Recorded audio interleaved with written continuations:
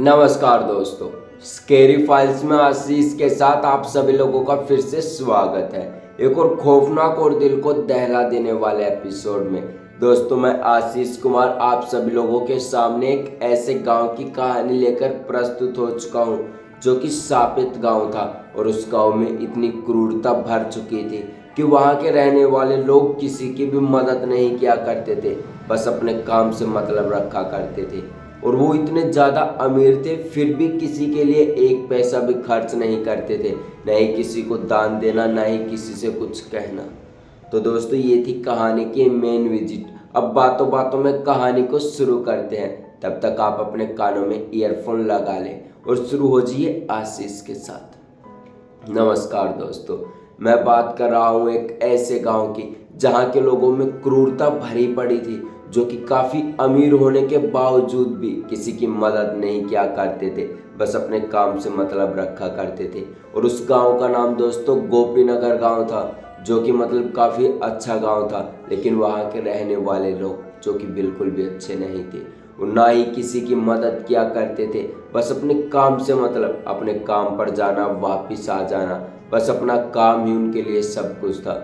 तो उस गांव में धीरे धीरे समय बीतता है, तो वहाँ पर एक पीपल का पेड़ हुआ करता था। उसके नीचे एक चबूतरा जहाँ पर वो सुकून से बैठते थे, न इधर उधर भटकते थे। तो उस गांव में एक बूढ़ी औरत आती है जो उस पीपल के पेड़ के नीचे आकर बैठ जाती है और लोगों से कुछ खाने के लिए मांगती है। लेकिन ज़्यादा भटकने के बाद भी उस बुढ़िया को कोई खाना नहीं देता। तो थोड़ा सा समय बीत जाने के बाद वो जो बूढ़ी औरत थी रमेश के घर जाती है, जो कि उस पेड़ से करीबन 200 मीटर दूर होगा। जब रमेश के घर वो बूढ़ी औरत जाती है तो उसकी जो पत्नी थी एक प्लेट में अच्छे से खाना डालकर दे देती है। तो इस बात से रमेश काफ़ी परेशान हो जाता है। वो कहता है कि इस बुढ़िया को खाना देने की क्या ज़रूरत थी, और ये यहाँ पर वैसे भी घूमती ही रहती है, ये कैसे क्यों करती हो ऐसा।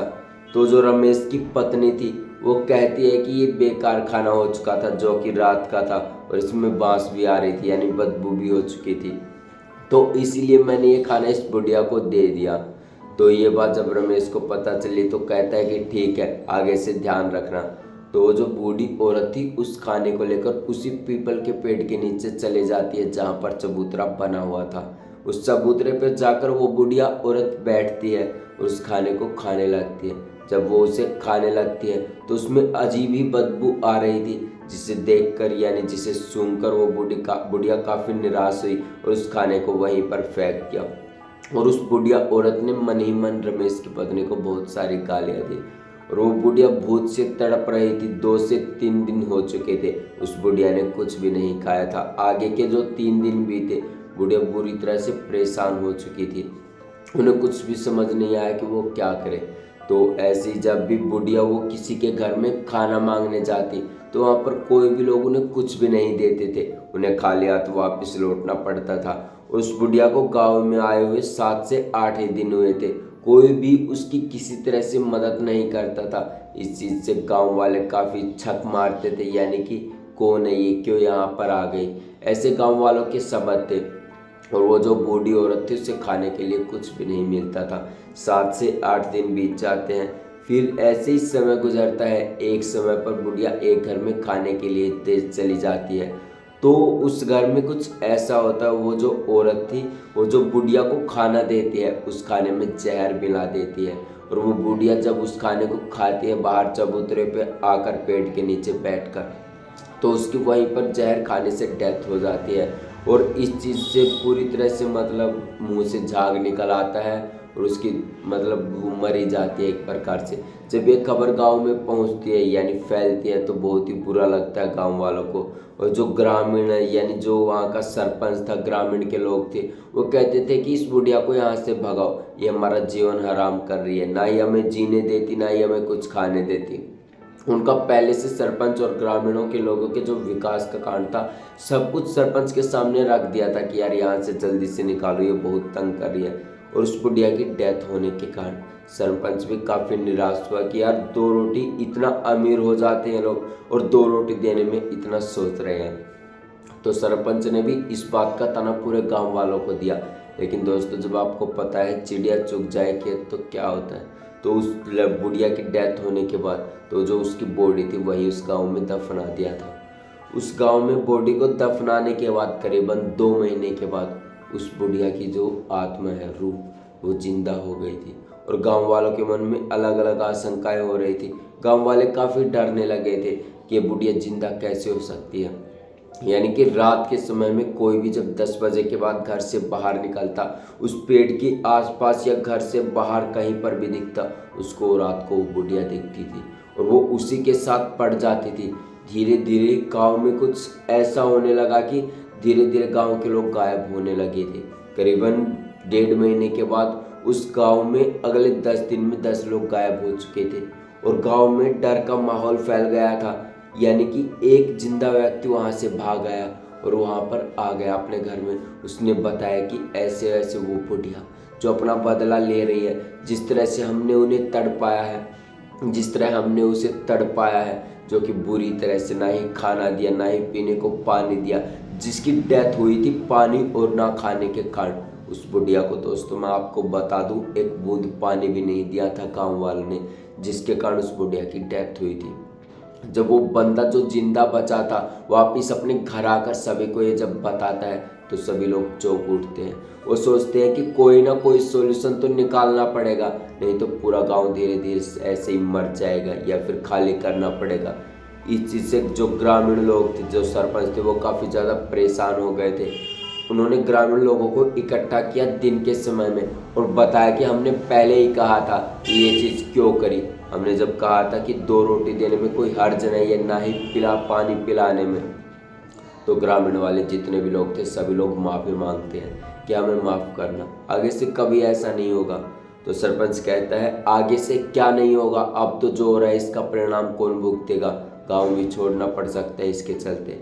तो ग्रामीण लोग काफ़ी परेशान हो जाते हैं और आसपास के इलाकों में देखते हैं। तभी काफ़ी खोजने के बाद उन्हें एक पंडित जी मिलते हैं। पंडित जी से वो बातें करते हैं कि ऐसे ऐसे कुछ हमारे गांव में हो गया और ऐसे दिक्कत चल रही है, अब पूरा गांव डरा हुआ है। रात को 10 बजे के बाद कोई भी घर से बाहर नहीं निकलता, घरों के अंदर कुंडी लग जाते हैं और सब लोग काफ़ी डर जाते हैं। यानी किसी की खिड़की भी खुली हो तो उसका भी डर से बुरा हाल हो जाता है। जब पंडित जी को ये सारी बातें पता चली, जब ग्रामीण लोगों ने बताया, तो पंडित जी अपना सब कुछ सामान लेकर गांव में पहुंच जाते हैं और गांव वालों से कहते हैं कि अब आप आराम करिए, यानी कि थोड़ी देर बैठिए, मैं कुछ सॉल्यूशन निकालता हूँ।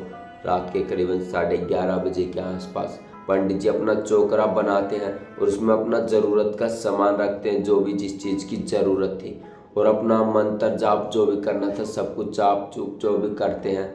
तो जब वो बहुत देर तक करते हैं तो करीबन आधे घंटे के बाद वो जो आत्मा थी, बुढ़िया आत्मा की, वो आ जाती है वहाँ पर और पंडित जी से बातें करती है। और पंडित जी भी कहते हैं कि तुम लोगों के साथ ऐसा क्यों कर रही हो। तो वो जो बुरी आत्मा थी, यानी जो बुढ़िया की आत्मा थी, वो कहती है कि ऐसे ऐसे गांव वालों ने मेरे साथ किया, ना ही मुझे खाने को कुछ दिया, ना ही पीने को पानी दिया।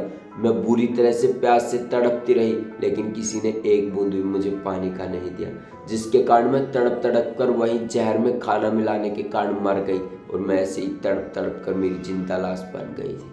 तो ये जब बुढ़िया अपनी सारी घटना पंडित जी को बताते हैं, तब पंडित जी कहते हैं कि गलती इंसानों से होती है, क्यों इन्हें माफ़ कर दिया जाए, आगे से ये तुम्हारा और क्या करोगे। तब वो पंडित जी कहते हैं कि जो तुम बुढ़िया है ना, उससे कहते हैं कि मैं तुम्हारा मंदिर बनवा दूंगा। वो बुढ़िया हंसती है और कहती है जो लोग खाने को खाना नहीं दे सकते, पीने को पानी नहीं दे सकते, वो इस गांव में मंदिर में क्या खाक पूजा करेंगे। वो बुढ़िया सीधी सी शब्दों में स्पष्ट आवाज़ों में देती है जो बुढ़िया की आत्मा थी। तो ये सुनकर पंडित जी भी कहते हैं कि ठीक है, चलो देखते हैं, कुछ तो करते हैं। लेकिन जब वो बुढ़िया की आत्मा कहती है या तो तुझे भी मरना हो या फिर पूरा गांव को मरना हो, तो ऐसे ही कुछ सॉल्यूशन हो। तो वो जो बुढ़िया की आत्मा ये शपथ बोलती है, तब पंडित जी कहते हैं कि आप लोगों को एक गांव में खाली करना पड़ेगा। वो जो बुढ़िया की आत्मा है, यानी जो बूढ़ी माँ की आत्मा है, वो इस गांव को छोड़कर नहीं जाएगी और एक एक करके गांव के सभी लोगों को मार देगी, नहीं तो इस गांव को खाली कर दो।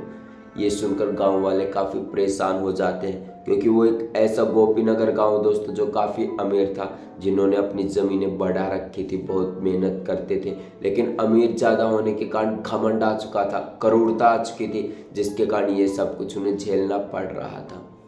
धीरे धीरे थोड़ा सा और समय बीता, 2 दिन 4 दिन, गांव में बिल्कुल पूरी तरह से धीरे धीरे करके लोग एक तरह से गायब ही होने लगे थे। पंडित जी ने भी साफ जवाब दे दिया था कि इस गांव को खाली ही करना पड़ेगा, अब कोई भी सॉल्यूशन नहीं बचा है। अब गांव वाले भी परेशान, वो सोचते रहे कि इन जमीन का क्या करेंगे, आगे हमारे बच्चों का क्या होगा। ये सब सोचते सोचते वो वहीं पर मर जाते हैं। और जब गांव में करीबन 10 से 12 लोग रह जाते हैं तो गांव को छोड़कर बाहर चले जाते हैं और कहते हैं कि इस गांव में कभी नहीं आएंगे, हमें माफ़ करना।